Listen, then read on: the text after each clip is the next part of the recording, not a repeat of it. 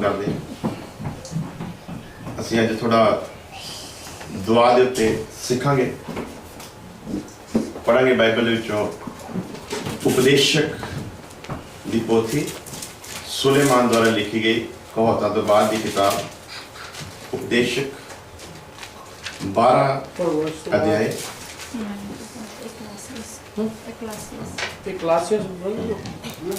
से बाद जो साम साम से बाद चैप्टर 12 वर्स 1 से पढ़ेंगे।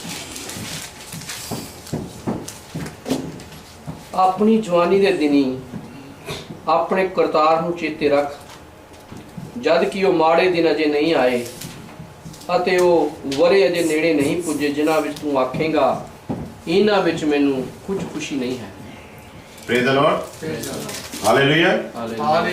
खुदावंद दा दास सुलेमान जिन्हों के तजर्बे का इंसान कहा गया है, बाइबल बताती है कि खुदा ने इससे कहा था जो तूने मांगा ना तुझसे पहले किसी ने मांगा और ना तेरे बाद कोई मांगेगा। Praise the Lord, hallelujah. ऐसी बात नहीं है कि उसके बाद किसी ने मांगा नहीं। हालेलुया।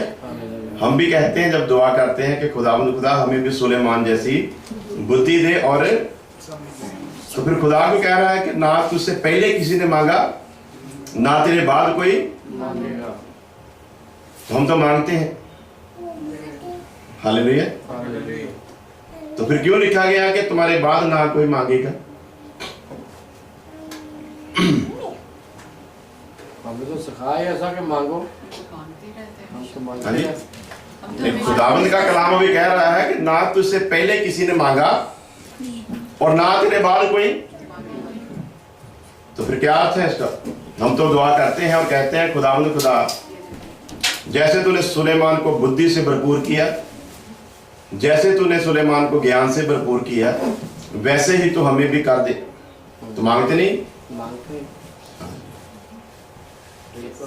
हाँ जी, बिल्कुल इलम नहीं है इस गल का सानू, जिन्ना पता सीगा जिन्ना सानू सिखाया गया ते ओदे हिसाब नाल असीं इदां ही करदे रहे। हाँ जी बहन,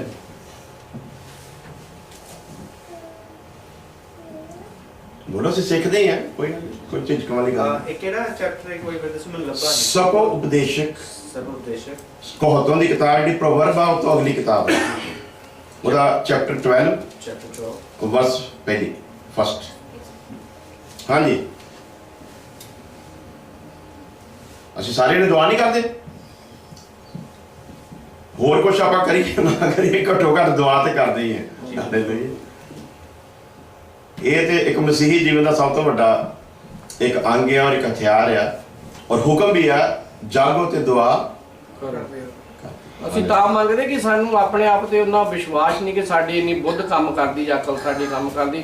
ਅਸੀਂ ਵੀ ਫਿਰ ਉਹ ਜਿੱਦਾਂ ਲਿਖਿਆ ਹੈ ਉੱਦਾਂ ਮੰਗੀ ਜਾਂਦੇ ਕਿ ਪ੍ਰਭੂ ਸਾਨੂੰ ਵੀ ਅਕਲ ਦੇ ਤੇ ਵਿਜ਼ਡਮ ਦੇ ਤਾਂ ਕਿ ਤੇਰੇ ਕੰਮਾਂ ਨੂੰ ਕਰ ਸਕੀਏ। ਪਰ ਉਹਦੀ ਇੱਕ ਮੰਗਦੇ ਉਹਦੇ ਕੰਮਾਂ ਨੂੰ ਕਰ ਲਈ, ਆਪਣੀ ਅਕਲ ਸਾਡੇ ਕੋਲ ਬਹੁਤ ਹੈ ਆਪਣੇ ਕੰਮ ਕਰਨ ਲਈ। ਤੇ ਮੇਰਾ ਸਵਾਲ ਪਹਿਲਾਂ ਸੁਣੋ ਕੀ ਹੈ।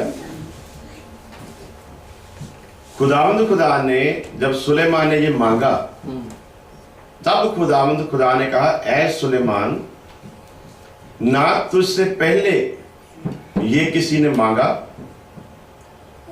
और ना तेरे बाद कोई मांगेगा। ਉਹਨੇ ਤਾਂ ਇਸ ਲਈ ਕਿਹਾ ਸੀ ਕਿਉਂਕਿ ਉਹਦਾ ਰਾਜ ਬਹੁਤ ਫੈਲ ਗਿਆ ਸੀ। ਜੇ ਪਰਮੇਸ਼ਰ ਨੇ ਉਹਨੂੰ ਇਹ ਕਿਹਾ ਵੀ ਤੇਰੇ ਤੋਂ ਪਹਿਲਾਂ ਨਹੀਂ ਮੰਗੀ, ਇਹ ਗੱਲ ਸਹੀ ਸੀ, ਉਹਦੇ ਤੋਂ ਪਹਿਲਾਂ ਨਹੀਂ ਮੰਗੀ ਕਿਸੇ ਨੇ, ਪਰ ਬਾਅਦ ਦੀ ਗੱਲ ਜਿਹੜੀ ਆ ਵੀ ਤੇਰੇ ਤੋਂ ਬਾਅਦ ਵੀ ਨਹੀਂ ਕੋਈ ਮੰਗੂਗਾ। ਉਸ ਤੋਂ ਬਾਅਦ ਤਾਂ ਕਿਸੇ ਦਾ ਰਾਜ ਵੀ ਇੰਨਾ ਜ਼ਿਆਦਾ ਨਹੀਂ ਸੀਗਾ ਜਿਹੜਾ ਕੋਈ ਮੰਗ ਕੇ ਇਹ ਕਹਿੰਦਾ ਵੀ ਤੇਰੇ ਰਾਜ ਨੂੰ ਸੰਭਾਲਣ ਨਹੀਂ, ਹੁਣ ਮੈਨੂੰ ਬੁੱਧੀ ਦੇ। ਹੁਣ ਤਾਂ ਅਸੀਂ ਇਹ ਕਹਿ ਸਕਦੇ ਹਾਂ ਵੀ ਇਸ ਕਲਾਮ ਨੂੰ ਸਿੱਖਣ ਲਈ ਤੇ ਸੰਭਾਲਣ ਲਈ ਤੇ ਚੱਲਣ ਲਈ ਬੁੱਧੀ ਦੇ। ਉਸ ਤੋਂ ਬਾਅਦ ਬੜੇ ਵੱਡੇ ਅੰਪਾਇਰ ਆਏ। ਨਹੀਂ ਐਕਚੁਅਲੀ ਪਤਾ ਕਈਆਂ ਨੂੰ ਹੁੰਦਾ ਜਿਹਨਾਂ ਨੂੰ ਖੁਦਾਵੰਦ ਦਾ ਖੌਫ ਹੁੰਦਾ ਨਾ, ਉਹ ਆਪਣੀ ਅਕਲ ਤੇ ਜ਼ਿਆਦਾ ਵਿਸ਼ਵਾਸ ਨਹੀਂ ਕਰਦਾ, ਉਹ ਕਰਦਾ ਪਰਮੇਸ਼ਵਰ ਤੇ ਵਿਸ਼ਵਾਸ ਜੀ। ਕਿ ਮੈਂ ਕੀ ਪਤਾ ਮੈਂ ਗਲਤੀ ਕਰ ਜਾਵਾਂ, ਪਰ ਬਿਲਕੁਲ। ਜੇ ਮੈਂ ਪਰਮੇਸ਼ਵਰ ਨੂੰ ਨਾਲ ਲੈ ਕੇ ਚੱਲਾਂ ਤਾਂ ਮੈਂ ਗਲਤੀ ਨਹੀਂ ਕਰਾਂਗਾ। ਜੀ ਜੇ ਬੰਦਾ ਖੁਦ ਹੀ ਆਪਣੇ ਆਪ ਨੂੰ ਕਹੇ ਮੈਂ ਅਕਲਮੰਦ ਹੈਗਾ, ਜੀ। ਉਹ ਤਾਂ ਫਿਰ ਆਪਣੀ ਅਕਲ ਨਾਲ ਫੈਸਲਾ ਲਏਗਾ। ਬਿਲਕੁਲ। ਪਰ ਉਹਨੇ ਆ ਕਿਹਾ ਕਿ ਪ੍ਰਭੂ ਮੈਨੂੰ ਇਹੋ ਜਿਹੀ ਬੁੱਧੀ ਦੇ ਕਿ ਮੇਰੇ ਤੋਂ ਕੋਈ ਇਹੋ ਜਿਹਾ ਕੰਮ ਨਾ ਹੋਵੇ ਜਿਹਦੇ ਕਾਰਨ ਮੈਂ ਤੇਰੇ ਅੱਗੇ ਗੁਨਾਹਗਾਰ ਠਹਿਰਾਂ। ਬਿਲਕੁਲ। ਦੋ ਚੀਜ਼ਾਂ ਮੰਗੀਆਂ ਨਾ ਉਹਨੇ, ਬੁੱਧੀ ਮੰਗੀ ਜੀ ਔਰ ਗਿਆਨ ਮੰਗਿਆ। ਬੁੱਧੀ ਇਸ ਲਈ ਮੰਗੀ ਕਿ ਜਿਹੜਾ ਰਾਜ ਤੂੰ ਮੈਨੂੰ ਦਿੱਤਾ ਹੈ ਇਹਨੂੰ ਮੈਂ ਵਫਾਦਾਰੀ ਦੇ ਨਾਲ ਕਰ ਸਕਾਂ ਇਸ ਦੁਨੀਆ ਦੇ ਲਈ। ਔਰ ਅਗਲੀ ਚੀਜ਼ ਮੰਗੀ ਤੂੰ ਮੈਨੂੰ ਨੌਲੇਜ ਦੇ, ਗਿਆਨ। ਇਹ ਇਸ ਲਈ ਮੰਗਿਆ ਮੈਂ ਤੇਰੇ ਵਿੱਚ ਵਫਾਦਾਰ ਰਹਿ ਸਕਾਂ। ਦੋ ਚੀਜ਼ਾਂ, ਜਿਹੜਾ ਤੂੰ ਰਾਜ ਦਿੱਤਾ ਉਹਦੇ ਲਈ ਬੁੱਧੀ ਚਾਹੀਦੀ ਹੈ ਤਾਂ ਕਿ ਮੈਂ ਉਹਦੇ ਵਿੱਚ ਵਫਾਦਾਰ ਰਹਿ ਸਕਾਂ, ਔਰ ਗਿਆਨ ਇਸ ਲਈ ਮੰਗਿਆ कि मैं तेरे विच वफादार रह सका। बुद्धि और ज्ञान में फर्क क्या है? जी हाँ जी। अब विजडम और नॉलेज, डिफरेंस क्या है? हाँ जी, विजडम और नॉलेज, नॉलेज का संबंध सीधा खुदावंद खुदा से है। विजडम का संबंध हमारे अंदर जब हमको बनाया गया तो खुदावंद खुदा ने हमारे अंदर बुद्धि रख के हमें बनाया।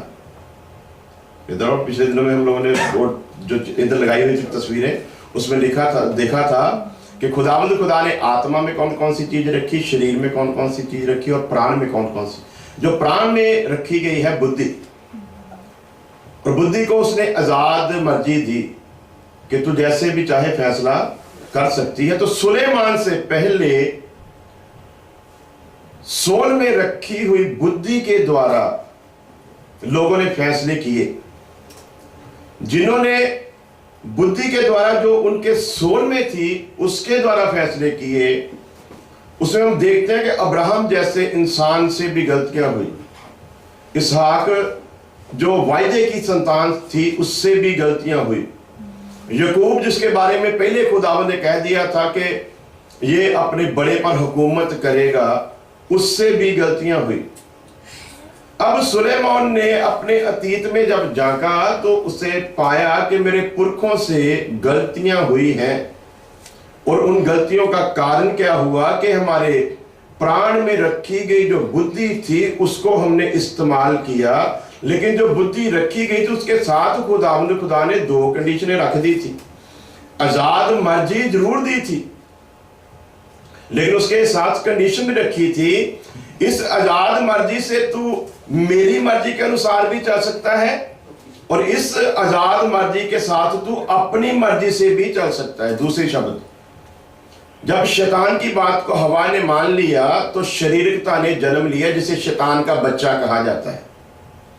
जब शारीरिकता ने जन्म लिया तो अब दो कंडीशन है उसके पास के शारीरिकता के अनुसार चलना है या आत्मा के अनुसार चलना है। अब विजडम के द्वारा जो दिया गया है, जो बुद्धि दी गई है, उसके द्वारा फैसला लेना आदम के अपने हाथ में है कि मेरे प्राण के अंदर रखी हुई बुद्धि के अनुसार मैंने जीवन को चलाना है। जाके इस बुद्धि से परमेश्वर से वो बुद्धि मांगनी है जिससे परमेश्वर को प्रसन्न कर सकूं, और मेरा जीवन शारीरिकता के लिहाज से नहीं बल्कि आत्मा के लिहाज से चलना चाहिए। Praise the Lord. और भी सवाल? बुद्धि हमारे अंदर है, और उसके बारे में बाइबल में लिखा जेदे कोल बुद्ध दा घाटा होवे। अब घाटा रख के तो नहीं उन्होंने बनाई सी, हालेलुया। कमी रखकर नहीं बनाई थी, लेकिन कमी कैसे आ गई? क्योंकि अपनी इच्छा से चलने का फैसला लिया, इसलिए कमी आ गई।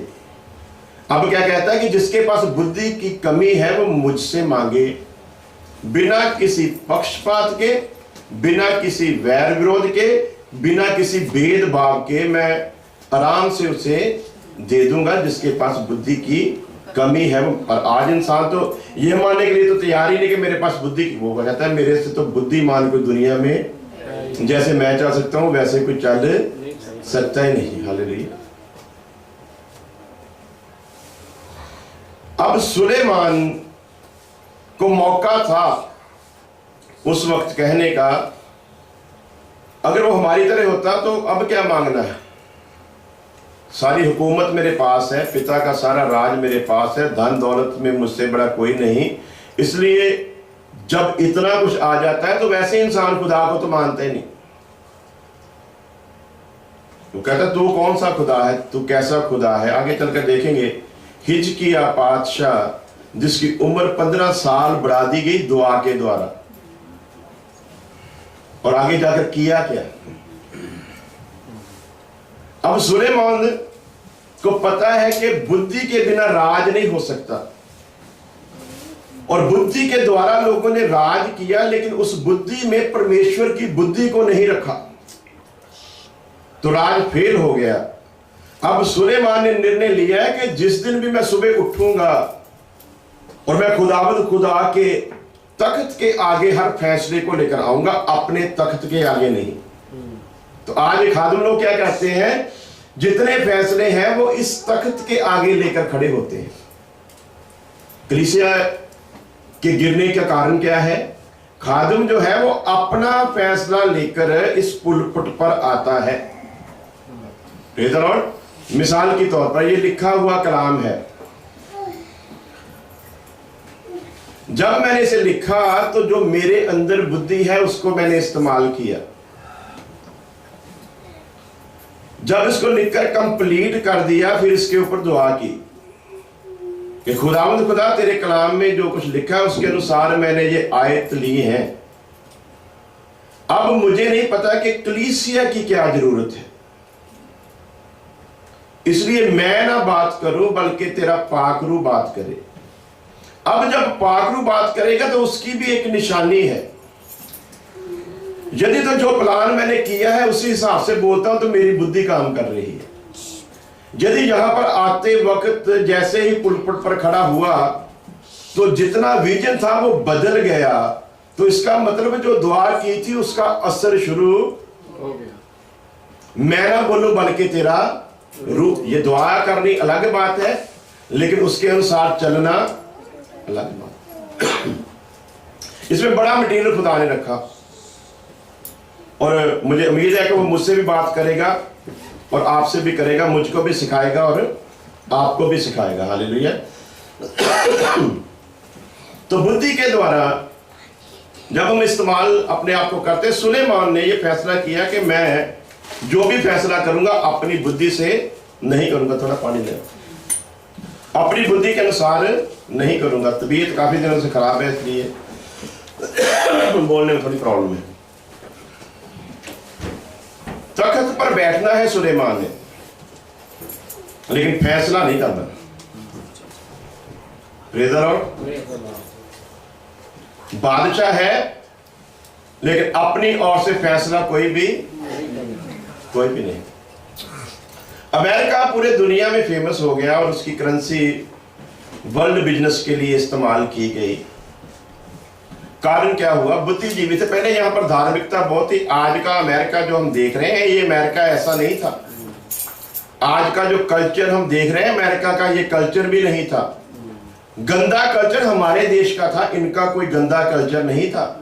यदि आप इनके चर्चों में जाएं, आज से 70-80 साल पहले की इनकी तस्वीरें देखेंगे तो आपको सारी चीजें स्पष्ट पता चलेंगी। इनका पहरावा जो आज अश्लीलता से भरा हुआ वैसा नहीं था।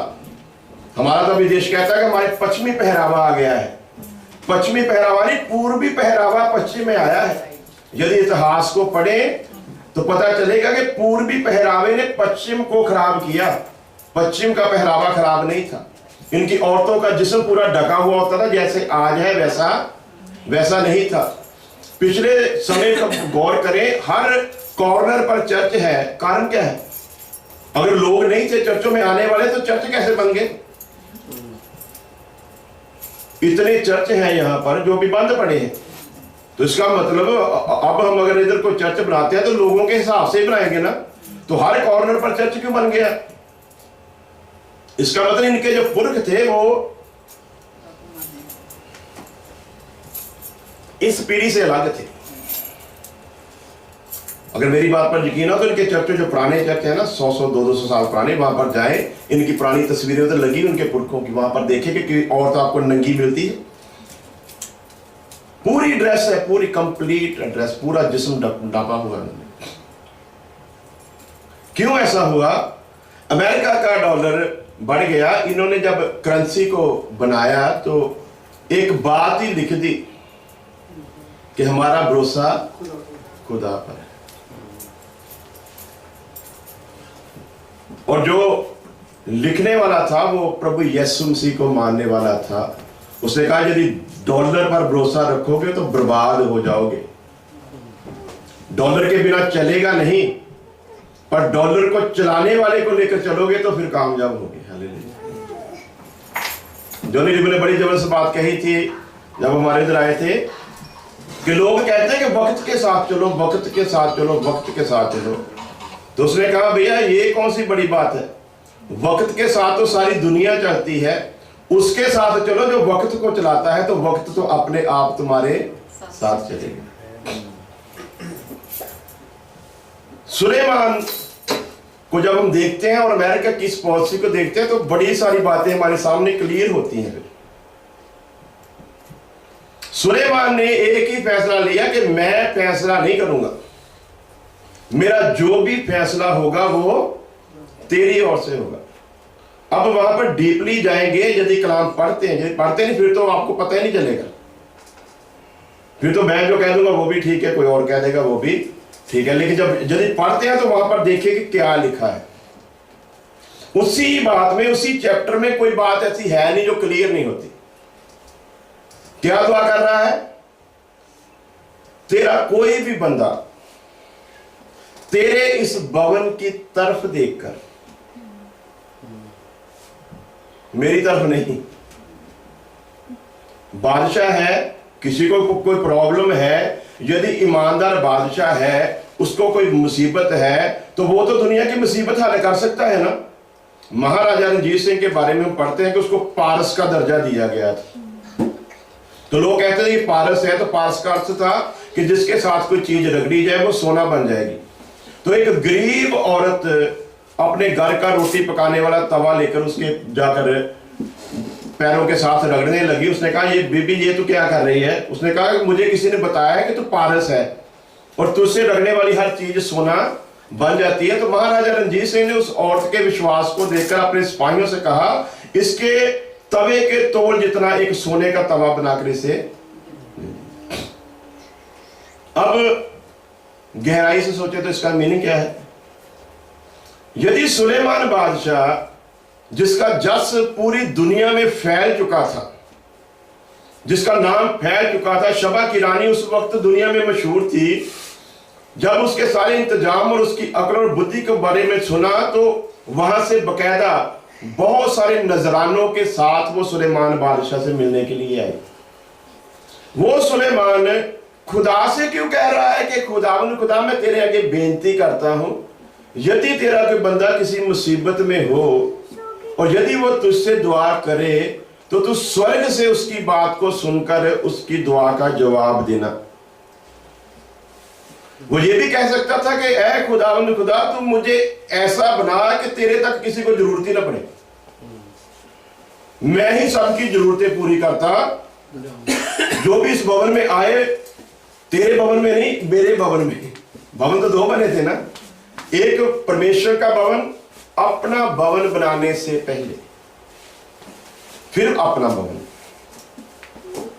तो अब वो परमेश्वर के भवन की बात कर रहा है, अपने भवन की बात, वो परमेश्वर के तख्त की बात कर रहा है, अपने तख्त की बात, वो परमेश्वर के राज की बात कर रहा है, अपने राज की बात, वो परमेश्वर की बुद्धि की बात कर रहा है, अपनी बुद्धि की बात, वो परमेश्वर के ज्ञान की बात कर रहा है, अपने ज्ञान की बात। उसका अपना उसके बीच में कुछ भी नहीं। यही वजह है कि खुदा ने कहा ना तुझसे पहले ना तेरे। हम क्या दुआ करते हैं? घुटनों पर बैठेंगे खुदा, और यदि मैं खादिम हूं, खुदा आज सुबह के लिए तेरा धन्यवाद करते हैं, आज मैंने 5 जगह मीटिंग करने जाना है, मैं तेरे आगे मिन्नत करता हूं, जैसे ही मैं पुलपिट पर खड़ा हूं, जैसे ही तेरे कलाम को पेश करो, दुष्ट आत्में चीखने लगे, बीमार चंगे होने लगे, लोगों की रोग मुसीबतें जाती रहे, बे औलाद औलाद वाले हो जाए, यदि कोई अंधा लंगड़ा आया है वो ठीक हो जाए। यही दुआ है ना। उसके पीछे मंशा क्या है? जब मैं पुलपुट पर खड़ा हूं तो यही दुआ यदि सच्ची है तो फिर आप क्यों नहीं करते कि खुदावंद खुदा हम उस चर्च में जाते हैं, तूने एक दास हमें दिया है, तेरे दास के लिए हम प्रार्थना करते हैं। जब तेरा दास पुलपुट पर खड़ा हो तो लोग आशीष पाए। जब तेरा दास पुलपुट पर आए, उसकी इच्छा नहीं बल्कि तेरी इच्छा पूरी हो। हम तेरे दुनिया के तमाम दासों के लिए दुआ करते हैं। यदि वो अपनी बुद्धि से चल रहे हैं तो हम दुआ करते हैं, तू फजल कर, वो भी सुलेमान की तरह अपनी बुद्धि से नहीं बल्कि तेरी बुद्धि से चलना शुरू करे, ताकि कोई भी फैसला उनका अपना नहीं बल्कि तेरे रूह की ओर से हो। ऐसी दुआ क्यों नहीं करते हम?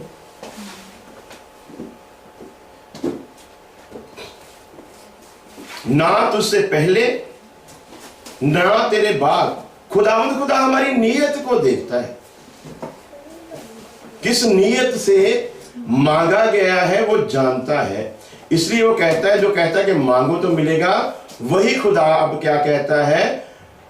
तुम्हारे मांगने की नीयत से मैं वाकिफ हूं। मेरा जो सवाल यही सीगा भी परमेश्वर ने कहा तेरे मंगण तो पहला मैं जानदा तेरे दिल च की आ, मैं तेरी नीयत से वाकिफ हूं। और क्या कहता है कलाम? तुम मांगते तो हो पर बद नीयत से मांगते हो। अब सुलेमान जैसा नहीं मांग सकते। सुलेमान ने बद नीयत से नहीं मांगा। जब मांगा उसके अंदर ऐसा कुछ नहीं था कि उसने फॉर्मेलिटी पूरी की है। खुदा हमारी फॉर्मेलिटी से भी वाकिफ है कि हम क्या पूरा कर रहे हैं। क्या हम खुदा के लिए आ रहे हैं या इकबाल गिल के लिए आ रहे हैं? खुदा हमारी नीयत से वाकिफ है, उसे हम बेवकूफ नहीं बना सकते। वो अच्छी तरह दिल की गहराइयों तक जानने वाला खुदा है। वो जानता है कि हम चर्च में क्यों आए हैं, किस लिए आए हैं, क्या मंशा लेकर आए हैं, क्या हम अपनी बीमारियों के लिए आए हैं, क्या हम अपनी आशीषों के लिए आए हैं, क्या हम अपने आप को ऊंचा करने के। वो हमारी हर चीज से वाकिफ है। इसलिए उसका कलाम कहता है तुम मांगते हो पर बदनीयत से मांगते हो, इसलिए तुम्हें दिया। सुलेमान ने नीयत से मांगा, इसलिए खुदावंद खुदा ने अनाउंस किया कि तेरे बाद कोई इस नीयत से मांगने वाला पैदा ही नहीं होगा, क्योंकि मैंने तेरे दिल को जान लिया है। अब हम क्या दुआ करते हैं? खुदावंद खुदा तू हमें सुलेमान जैसी बुद्धि, और हम सुलेमान का नाम भी लेते हैं, ज्यादा दिखती है क्यों? असि सुलेमान तो घट है। जब प्रभु अपनी महिमा में आएगा, हम प्रभु के साथ यहां पर होंगे, सुलेमान वहां पर होगा। यूहन्ना बपतिस्मा देने वाले से बड़ा लिखा कोई नहीं। जितने भी आए, यूहन्ना बपतिस्मा देने वाले से बड़ा वो भी हमारे साथ नहीं बैठ सकेगा। कितनी इज्जत दी है खुदा ने लहू से खरीदे हुए लोगों को। यूहन्ना लहू से नहीं खरीदा गया था। सुलेमान की कीमत अदा नहीं की गई थी, लेकिन हमारी कीमत अदा की गई है। सुलेमान इस दिन को देखने के लिए तरसता था। सुलेमान दुल्हन में नहीं आएगा, धर्मियों में आएगा।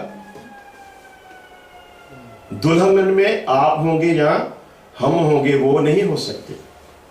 वो खुदा का कलाम कितना बारीकी से हमें समझाना चाहता है कि तुम मांगते हो पर बदनीति से मांगते हो, इसलिए तुम्हें नहीं मिलता। नीयत से मांगो, क्योंकि मैं दिलों और गुर्दों को जांचने वाला खुदा हूं। मैं जांच जाता हूं कि तुम किस नीयत से मांग रहे हो। इसलिए सुलेमान ने जब दुआ की तो खुदावंद ने उसकी नीयत को जाना। सुलेमान नहीं कहता कि मेरा कोई फैसला मेरा हो।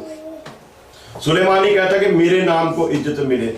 सुलेमान ने ऐसी कोई दुआ नहीं की कि जब मैं फैसले करूं तो मेरा जस फैल जाए, लोग आकर मेरी अकल की दात दे, लोग कह रहे कि तेरे जैसा कोई समझदार है। उसकी ये नीयत नहीं थी। उसने अपनी नीयत का हर फैसला खुदावंद की नीयत पर छोड़ दिया और खुदावन ने उसकी नीयत को देखकर अपने सारे फैसलों को उसके हक में कर दिया। और जब सुलेमान तख्त पर बैठता था, फैसला सुलेमान नहीं पाक रूह करता था। लेकिन आज उल्टा हो रहा है। आज हम मांगते तो हैं कि हमें बुद्धि दे, हमें, कुछ लोग हैं जो ऐसा कहते हैं कि हमें बुद्धि और ज्ञान दे, कुछ लोग तो कहते हैं जैसे तूने सुलेमान को दी। तो खुदा का भी एक चक्कर है कि जो महिमा जिसको दी वो दूसरे को नहीं दी। जो रिश्ता अब्राहम से कायम किया वो मूसा के साथ, जो मूसा के साथ कायम किया वो दाऊद के साथ, जो दाऊद के साथ कायम किया वो सुलेमान के साथ, उसका अपना ही एक अलग ही अंदाज है और वो अपने अंदाज से काम करता है। हमारे अंदाज से ना कभी किया और ना कभी, अपना अंदाज है उसका हर काम को करने का। तो क्या कहता है खुदा का कलाम कि हमें ये नहीं कहना कि सुलेमान जैसी बुद्धि दे, सुलेमान जैसा ज्ञान दे।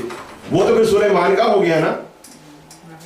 तो सुलेमान ने तो अपना ना बुद्धि इस्तेमाल की तो और ना अपना ज्ञान इस्तेमाल किया। सुलेमान ने तो परमेश्वर की बुद्धि और परमेश्वर के ज्ञान को इस्तेमाल करके उस राज को कायम किया।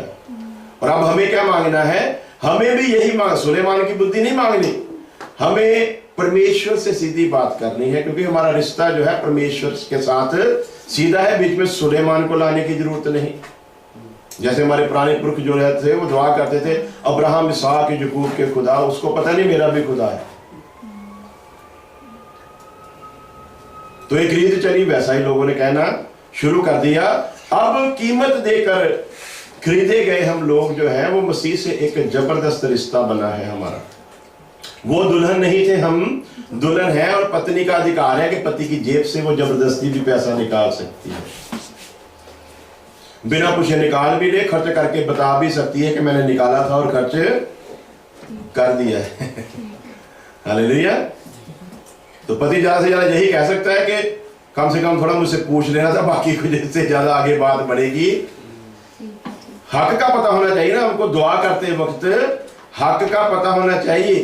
तो यदि हक का पता अब कैसे चलेगा? यदि कलाम को हम सुनते हैं, पढ़ते हैं, फिर हमें पता चलेगा कि हमारे हक क्या है। फिर पता चलेगा कि पागलू किस रीति से बात करता है। 2 दिन पहले मेरा बड़ा खास दोस्त कनाडा से, तो ऐसे ही बात चल रही, तो वो बोलता नहीं कलाम में लिखा है खुदा आशीष बरकतें देने वाला खुदा है। तो वही मत्ती की इंजील 6 के जो 31 से 33 वर्ष तक है, वही मुझको बताने लगा कि लिखा है कलाम में। मैंने बोला क्या लिखा है? तो कह रहा है कि लिखा है कलाम में, पहले तुम उसके धर्म और राज की खोज करो तो ये चीजें तुम्हारे पीछे पढ़ पढ़ कर तुम्हें मिलेगी और तुम्हारे पास रखने के लिए जगह नहीं होगी। हालेलुया। क्यों ये लिखा है? हाँ जी, क्यों भाई इधर लिखा है? लिखा है ना इधर? जितना मेरी में याद है इतना ही। हाँ जी, ऐसा लिखा नहीं है, पादरियों ने बताया है। हम क्यों यहां रोते हैं, हम यहां क्यों शोर मचाते हैं कि भाई सीखो आकर। यहां जो बताया जाता वो पादरियों वाला नहीं बताया जाता। जो पादरियों ने नहीं बताया और गुमराह किया है वो बताया जाता है। पढ़ो, अब देखना कि ऐसा लिखा है मत्ती 6, हाँ जी 31 वर्ष से लेकर, देखना कि ऐसा ही लिखा है। अब मैं यदि कह देता ना ऐसा लिखा, तो आपने बोलना था हाँ जी ऐसा ही लिखा है जी, ठीक है, ओके। सो तुझी चिंता करके ये ना कहो भई की खावांगे या की पीवांगे। चिंता करके ये ना कहो कि की खावांगे या की पीवांगे या की पहनांगे। पराइयां कौमां ਦੇ ਲੋਕ ਤਾਂ ਇਹਨਾਂ ਸਭਨਾਂ ਵਸਤਾਂ ਨੂੰ ਭਾਲਦੇ ਹਨ। दूसरी कौमों के लोग इन सारी वस्तुओं की फिक्र में रहते हैं। क्यों जो ਤੁਹਾਡਾ स्वर्गीय पिता जानता है जो ਤੁਹਾਨੂੰ ਇਹਨਾਂ ਸਭਨਾਂ तुम्हारा स्वर्गीय पिता जानता है कि तुम्हें किस चीज की जरूरत। अब आगे देखना कि वही वर्ष लिखी है जैसे मैंने बताई है। पर ਤੁਸੀਂ ਪਹਿਲਾਂ ਉਸਦੇ ਰਾਜ ਅਤੇ ਉਹਦੇ ਧਰਮ ਨੂੰ ਭਾਲੋ। ਪਹਿਲਾਂ ਤੁਸੀਂ ਉਹਦੇ ਰਾਜ ਤੇ ਧਰਮ ਨੂੰ ਭਾਲੋ ਤਾਂ ਤੁਹਾਨੂੰ ਇਹ ਸਾਰੀਆਂ ਵਸਤਾਂ ਵੀ ਦਿੱਤੀਆਂ ਜਾਣਗੀਆਂ। ਤੁਹਾਨੂੰ ਇਹ ਸਾਰੀਆਂ ਵਸਤਾਂ ਵੀ ਦਿੱਤੀਆਂ। ਇੱਥੇ ਲਿਖਿਆ ਕਿ ਤੁਹਾਡੇ ਪਿੱਛੇ ਪੈ ਪੈ ਕੇ ਮਿਲਣਗੀਆਂ, ਤੁਹਾਡੇ ਘਰ ਦੇ ਭੰਡਾਰ ਭਰ ਜਾਣਗੇ, ਤੁਹਾਡੇ ਪਰ ਰੱਖਣ ਵਾਸਤੇ ਜਗ੍ਹਾ ਨਹੀਂ ਹੋਊਗੀ।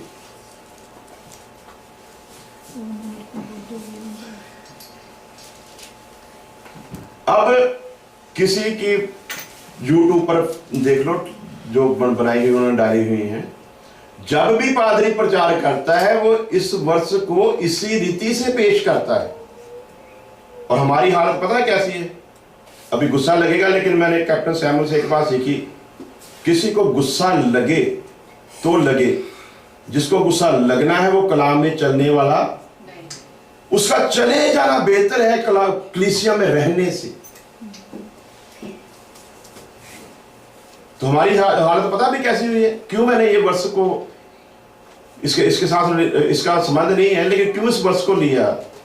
आज ऐसा ही प्रचार हो रहा है, हम खुद तो बाइबल पढ़ते नहीं, परमेश्वर की बुद्धि से चलते नहीं, अपनी बुद्धि को पागलों की मर्जी समझते हैं। यही हमारी सबसे बड़ी मुसीबत है। कलाम को पढ़ते नहीं, परमेश्वर की बुद्धि मानते नहीं, अपनी बुद्धि को परमेश्वर की बुद्धि समझकर पागलों की मर्जी से चला रहे हैं। यही कहते हैं हम लोग। अब हमारी हालत ऐसी है कि एक नेता जो था वो स्टेज पर बोल रहा था, लोग खामोश होकर सुन रहे हैं। एक कुत्ता गुजर रहा था वहां से, तो कुत्ते ने देखा कि एक आदमी बोल रहा है और पूरा खामोश होकर लोग सुन रहे हैं, पूरी खामोशी से। कुत्ता एकदम सबसे पीछे जाकर वो भी बैठ गया। एक दूसरा कुत्ता आया वहां पर, वो भी उसके साथ ही आकर बैठ गया। अब दूसरा कुत्ता जो आया वो पहले कुत्ते से पूछ रहा है कि तुम यहाँ क्या कर रहे हो? तो पहला कुत्ता जवाब दे रहा है कि मैं यहां से गुजर रहा था, मैंने देखा कि इतनी भीड़ लगी हुई है और एक बोल रहा है और सब लोग खामोश होकर सुन रहे हैं, तो मेरी परेशानी का कोई आलम ना रहा। उसने कहा क्यों? उसने कहा हमें तो रिवाज है कि एक भौंकता है सारा जमाना ही भौंकता है, ये कैसे कुत्ते हैं जो एक भौंक रहा है बाकी खामोशी से सुन रहे हैं। हमारी हालत सचमुच उस कुत्ते की सोच के बराबर ही है। हमें पता नहीं कि पाक कलाम में क्या लिखा हुआ है, हमें नहीं पता, क्योंकि पता तो तब चलेगा जब एक दिन में एक ही वर्ष पढ़ेंगे, तब पता चलेगा। तो लोग क्या करते हैं, किसी मैंने 15 बार बाइबल पढ़ी, मुझसे अभी तक एक बार नहीं पढ़ी गई। 23 साल में मुझसे बाइबल जो पूरी एक बार भी पढ़ी नहीं गई। क्यों नहीं पढ़ी? कि जिस वर्ष को मैं पढ़ता हूं वहां से आगे जाया ही नहीं जाता। यही खुदा का शुक्र है कि मुझे कलाम को सुनाने के लिए कभी ज्यादा वर्ष लिखने की जरूरत नहीं पड़ी। वो एक वर्ष में ही उसका इतना भेद है कि वहां से आगे जाया ही नहीं जाता। अभी हमने कोई और वर्ष पढ़ी तो मेरे ख्याल से आधा घंटा हो गया होगा, और 25 मिनट से ज्यादा पादरियों से कलाम नहीं सुनाया जाता, उसके बाद भूल जाते हैं। हालांकि वर्षें भी उनके पास 12-14 लिखी होती हैं। तो मुझको यदि 12-14 वर्षों पर बोलना पड़े तो 1 साल चाहिए। क्यों? क्योंकि मैंने वर्षें सुनी नहीं है, मैंने वर्ष को पढ़ा है पूरी रीति से कि उसमें लिखा क्या है। और जब कोई बोलता है तो मुझको पता होता है कि ये कलाम के अनुसार बोल रहा है कि, तब हमको सभी एक जैसा क्यों लगता है? इसलिए क्योंकि हम तो पढ़ते नहीं, हमको तो पता नहीं है। तो दूसरा जो है वो जैसा कह देगा हमको वैसे ही कबूल है, तब बोलेंगे हम। टोकेंगे कब? रुको भाई, ऐसा नहीं लिखा। तो वो भाई कह रहा है कनाडा वाला, यार आज तक हम तो ऐसे ही सुनते रहे, ऐसे ही बताते रहे हैं। तो मैंने बोला आगे भी तूने ऐसे ही बताते रहना था, लेकिन अब नहीं तू बताएगा। अब जहां भी इस वर्ष का प्रचार होगा वहीं पर तू रोक देगा कि भाई ऐसा नहीं लिखा, तुम्हारे पास रखने के लिए जगह नहीं होगी। ये मत्ती की इंजील में नहीं, ये मलाकी में लिखा हुआ है। और वर्ष मत्ती के साथ ही जोड़कर उसको बताया जाता है। आज तक उसी बात को, दोनों वर्षों को एक जगह पर जोड़कर एक ही वर्ष को लंबा कर दिया।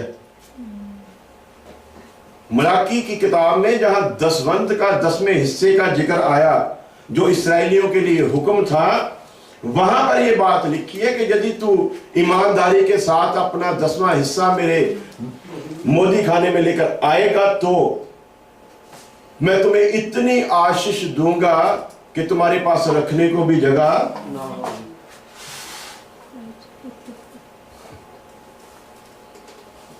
तो अब जब एक कहां से ली एक कहां से ली, और या तो दोनों को अलग अलग बता दो ना तो भी बात बनती है। वो वहां से उठाकर उसमें मिक्स करके, तो क्या लिखा, इस कलाम में जो बढ़ाएगा मैं उसको भी नहीं छोड़ूंगा और जो काम करेगा,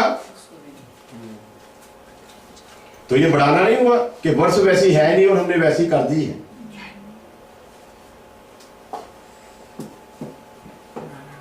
तो अब वो भाई कह रहा है कि जैसे जैसे मैं सुन रहा हूं ना, मेरा मन करता है कि मैं सीखूं।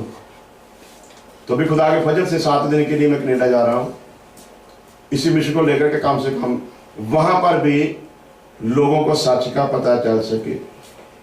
और यीशु मसीह ने कहा, मुझसे आने से पहले जितने हैं सब चोर और डाकू थे। अब भी जिनकी जिंदगी में मसीह अभी तक पूरी रीति से नहीं आया, वो भी चोरों और डाकुओं के हाथ में चढ़े हुए हैं।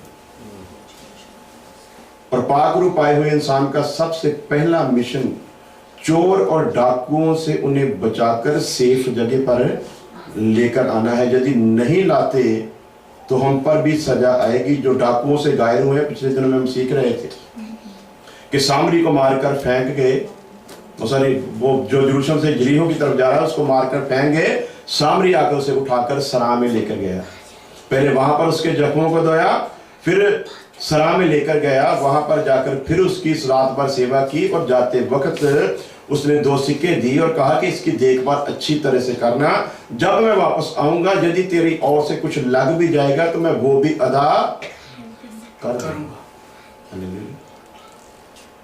तो पिछले दिनों में सीखा था, आप लोग नहीं थे, जिसका अर्थ था कि सामरी जो था वो यीशु मसीह को दिखाता है। मत्ती की इंजील 11 अध्याय उसके 28 वर्ष में लिखा है, सारे थके हुए और बोझ नीचे दबे हुए लोगों, मेरे पास आओ, मैं तुम्हें आराम दूंगा। खुदा जिसको भी बुलाता है उसके कंधों पर सेवकाई का बोझ लाता है। यदि मैं कहूं कि मुझे बुलाहट है तो सेवकाई का बोझ मेरे कंधों पर होगा, और जिसके कंधों पर बोझ होता है, जितनी देर वो उस बोझ को उतारना दे उसे चैन नहीं मिलता। क्यों भाई जी, जो पट्ठे बढ़न जाने सिर ते भांडे टंगी ਹੁੰਦੇ ਤੇ ਕਿਦਾਂ ਭੱਜਣ ਲੱਗਦੀਆਂ ਸੀ। सही गल ਕਿਹੜੀ ਘੜੀ ਜਾ ਕੇ ਇਹਨੂੰ ਜ਼ਿੰਮੇਵਾਰੀ ਵੀ ਆ ਵੀ ਇਸ ਪੰਡ ਨੂੰ ਚੱਕਣਾ ਹੈ ਤੇ ਟਿਕਾਣੇ ਸਿਰ ਜਾ ਕੇ ਸੁੱਟਣਾ भी है। ਜ਼ਿੰਮੇਵਾਰੀ खुदावंद खुदा ने यदि बुलाया है तो ਜ਼ਿੰਮੇਵਾਰੀ के साथ है। तो ਜ਼ਿੰਮੇਵਾਰੀ क्या थी, उसने अपनी सवारी पर उसे लादा और सरा में लेकर गया। पहली गलती यरीहो की तरफ जा रहा था, यरूशलेम को छोड़कर, इसीलिए डाकुओं के हाथ में आया। डाकुओं के बारे में सीखा था हम लोगों ने कि वो बुरे आत्माओं को दिखाते हैं जिन्होंने उसे छलनी करके फेंक दिया। जाजक के बारे में आज तक लोगों ने यही बताया था कि जाजक भी मुंह फेर कर चला गया, लेवी भी मुंह फेर कर चला गया, ऐसा लिखा ही। अगर आप सच मुझे दिल पर हाथ रखकर बताओ, जाजकों की बुरी दशा दिखाने के अलावा आज तक किसी ने अकॉर्डिंग टू बाइबल आपको बताया कि वो क्यों निकल गए थे? नहीं। सामरी औरत को जनाकार औरत करके ही पेश किया आज तक खादमों ने। कभी किसी ने बताया कि वो कितनी नॉलेज वाली औरत थी, कितनी धर्मी औरत थी? सिर्फ लोगों को ये पता है 5 पतियों का जिक्र आया तो वहीं से उसको जनाकार औरत साबित करके रख दिया। उससे पवित्र औरत ही वहां पर कोई नहीं थी,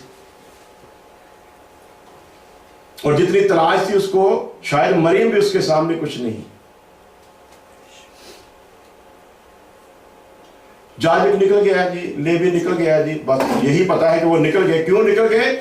शरा को जब पढ़ोगे, मूसा को जो कुछ लिखाया गया है, जब उसको पढ़ोगे तब पता चलेगा कि क्यों जाजक निकल गया था, क्यों लेवी निकल गया था। तो जो पढ़ने वाले जिन्होंने कहा कि हमने 3-3 साल कोर्स किया बाइबल का, वो भी यही बताया वो निकल गया जी, बड़ा गंदा बंदा था जाजक, निकल गया, उसके ऊपर रहम ही नहीं किया। लेवी भी आया, बड़ा गंदा आदमी था, निकल गया, कुछ रहम ही नहीं किया। जाजक और लेवी रहम कर ही नहीं सकता था, उसके खाते में नहीं था कि वो रहम करे। हुक्म नहीं था और हुक्म के बाहर वो जा भी नहीं सकता। जाजक और लेवी ऐसे आदमी के पास खड़े भी नहीं हो सकते हुक्म के मुताबिक, इसीलिए वो चले गए थे। अदरवाइज दिल उनके पास भी था, रहम उनके अंदर भी था, लेकिन हुक्म उनको वैसा करने नहीं दे रहा था, इसलिए वो निकल गए। सामरी के लिए ऐसी कंडीशन नहीं थी। अब जब यीशु आया तो वो इन सारी चीजों से हट कर आया, क्योंकि जो शरा है वो, मैं एक बार वर्ष पढ़ा दूं ताकि आप लोगों को समझ आए, और उसके बाद दुआ करते हैं। एक वर्ष पढ़े जल्दी जल्दी, जिसके पास भी बाइबल है।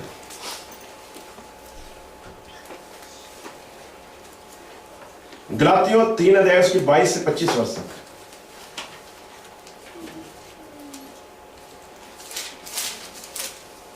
तेली 22 तो 25।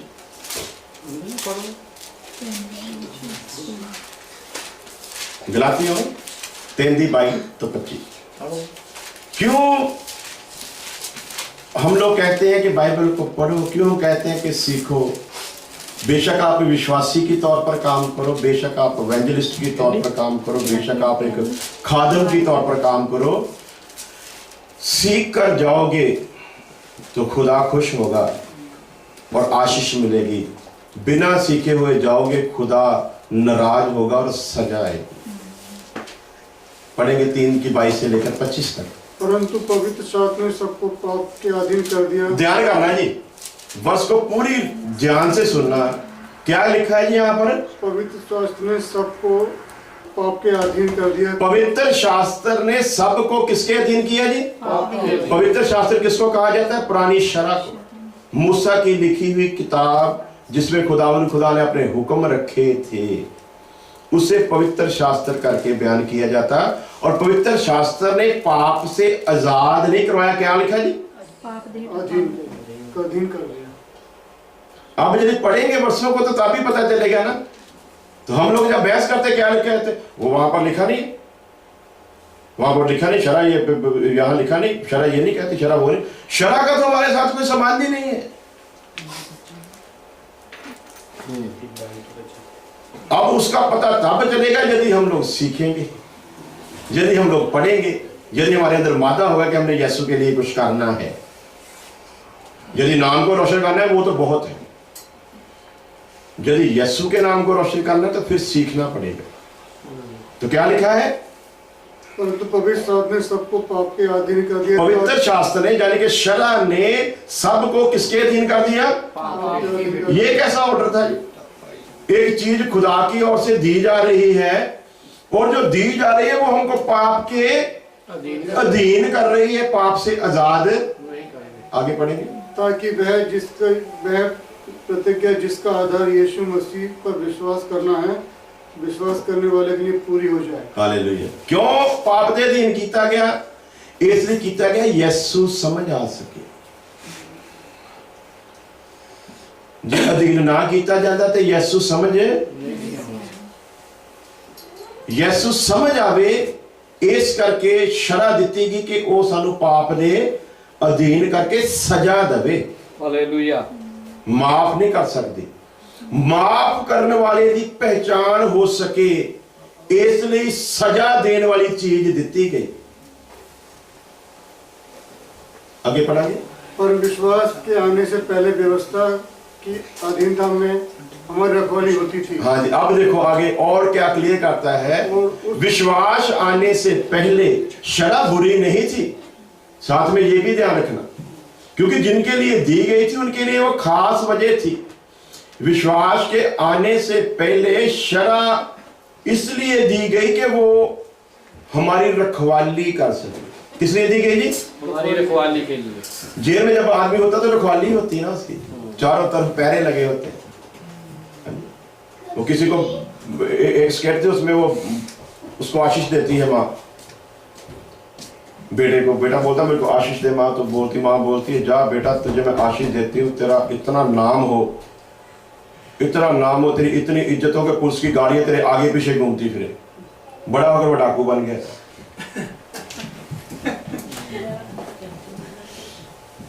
बाद में एक दिन माँ से मिलने के लिए आया, तो माँ कहती तू ये क्या करने? बोलता तेरा ही दी हुई आशीष है।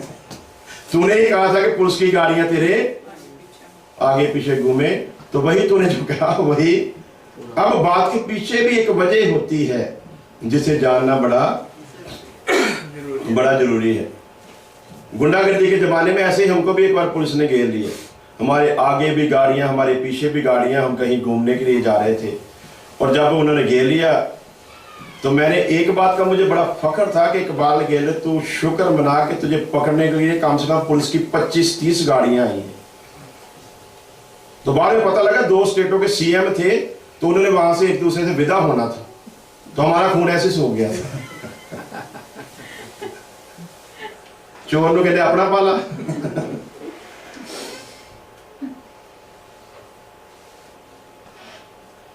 शरा रखवाली करने के लिए दी गई, किस लिए कि मसीह के आने तक शरा हमारी क्या करे।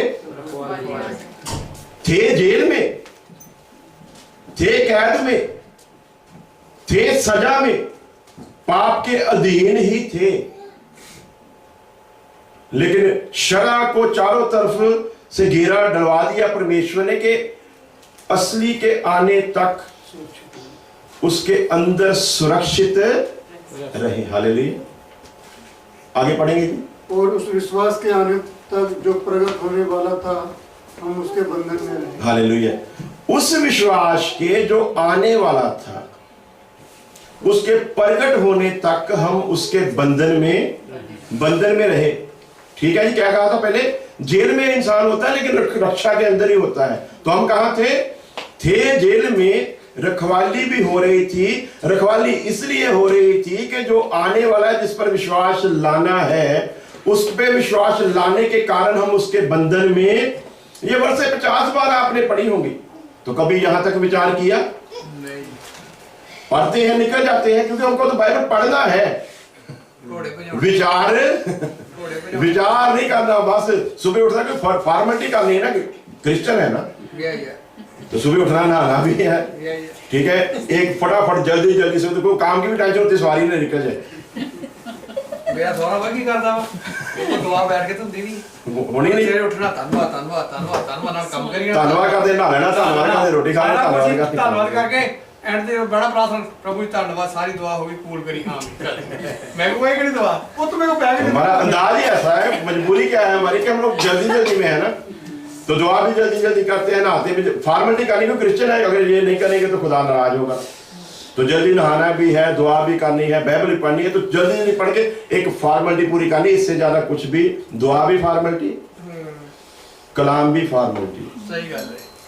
दिल की गहराइयों से तो कलाम बदलेगा कब हमारी जिंदगी को? जब हम उसको तसल्ली से ये समझ कर कि जैसे मैंने काम पर जाकर सवारी को उठाना है, वैसे ही मेरी ये भी जिम्मेवारी है।